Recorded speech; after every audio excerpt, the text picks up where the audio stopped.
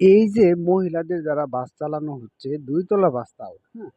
দেখবেন ২ দিন পরে এমন একটা ঘটনা ঘটবে, মানে আল্লাহ এমন না করুক, মানে এমন একটা ঘটনা ঘটবে যে ২০-২৫ জন বা ১৫-২০ জন নিয়া একদম খালের পাড়ে নামছে। ঠিক আছে? একদম মানে সড়ক থেকে একদম নিচে যায়া পড়ছে।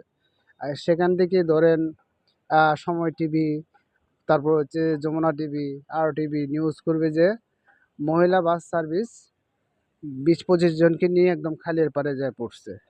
এই ধরনের ঘটনা ঘটতে পারে। কারণ এই যে ২ তলা বাস কেনই দিতে হবে এদেরকে ১ম দিয়েই? একটা ২ তলা বাস চালানো খুব কিন্তু টাফের ব্যাপার। ঠিক আছে?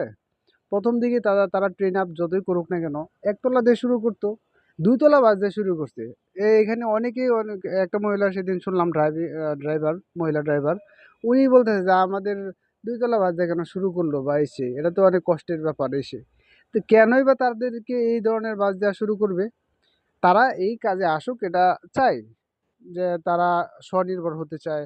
এটা একটা ভালো একটা উদ্যোগ। কিন্তু এই যে কাজটা করলো, এদেরকে যতই ট্রেন আপ করাক না কেন, আল্লাহ এমন না করুক যে ২ দিন পরে আবার গাড়ি নিয়ে যেন ২০-২৫ জনকে নিয়ে আবার পুকুরে যেন না পড়ে।